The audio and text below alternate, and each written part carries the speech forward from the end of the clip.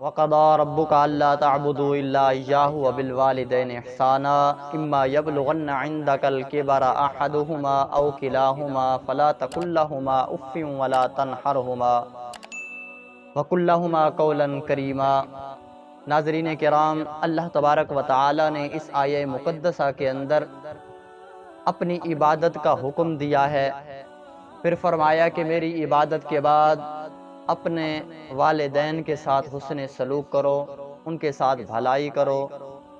اما یبلغن عندک الکبر احدہما، جب وہ دونوں بڑھاپے کو پہنچ جائیں یا دونوں میں سے ایک بڑھاپے کو پہنچ جائے، فلا تقل لہما اف ولا تنہرہما، اور ان کے ساتھ بھلائی کے ساتھ پیش آؤ اور انہیں اف تک نہ کہو۔ وقل لہما قولا کریما، ان کے لیے عاجزی کے بازو پھیلا دو۔ تو ناظرین کرام، اس آیہ مقدسہ کے اندر اللہ تبارک و تعالی نے اپنی عبادت کے بعد اپنے والدین کے ساتھ حسن سلوک کرنے کا حکم دیا ہے۔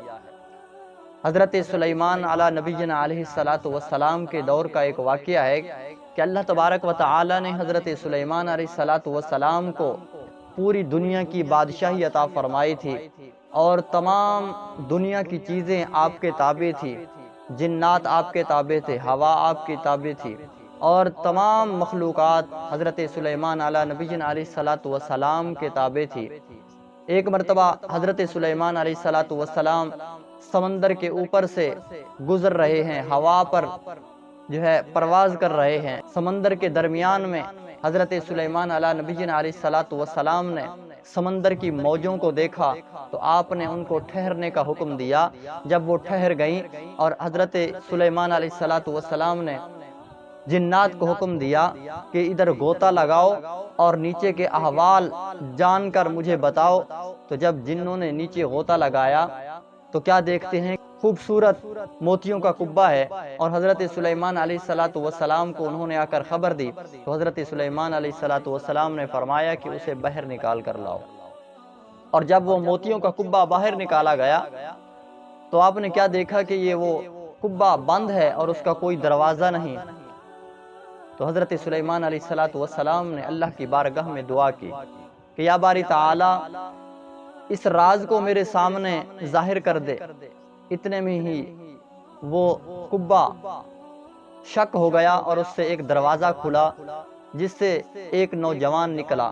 تو حضرت سلیمان علیہ السلام اسے دیکھ کر متعجب ہوئے، اور مخلوقات نے بھی دیکھا اور بڑا تعجب کیا کہ یہ کیسے، کہ سمندر کی تہہ کے اندر موتیوں کے قبے کے اندر یہ جوان کیسے نکل آیا۔ تو حضرت سلیمان علیہ السلام نے فرمایا کہ کیا تو جن ہے یا فرشتہ ہے؟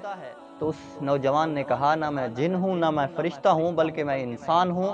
تو حضرت سلیمان علیہ السلام نے فرمایا کہ تمہیں یہ مقام، یہ مرتبہ کیسے ملا؟ تو اس نوجوان نے کہا کہ یہ مرتبہ جو ہے مجھے میری والدہ کی خدمت کرنے کی وجہ سے ملا۔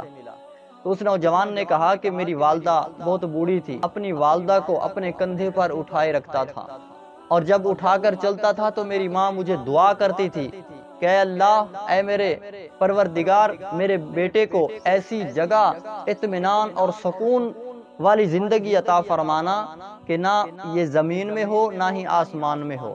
تو ایک مرتبہ میں اس دریا کے کنارے جا رہا تھا تو میں نے دیکھا کہ سامنے یہ خوبصورت موتیوں کا قبہ میرے سامنے آیا اور دروازہ کھلا، میں اس کے اندر داخل ہوا اور دروازہ بند ہو گیا، اور اس کے بعد مجھے معلوم نہیں کہ میں آسمان میں ہوں یا زمین میں۔ تو آپ علیہ السلام نے فرمایا کہ تمہیں رزق کیسے دیا جاتا ہے؟ تو اس نوجوان نے کہا کہ جب مجھے بھوک یا پیاس لگتی ہے تو اللہ تبارک و تعالی کی قدرت ہے، ایک سامنے درخت نمودار ہو جاتا ہے اور اس کے اوپر پھل لگتا ہے، اور اس پر جو پھل لگتا ہے وہ اتنا میٹھا ہوتا ہے کہ شہد سے بھی زیادہ میٹھا ہوتا ہے اور دودھ سے بھی زیادہ سفید ہوتا ہے۔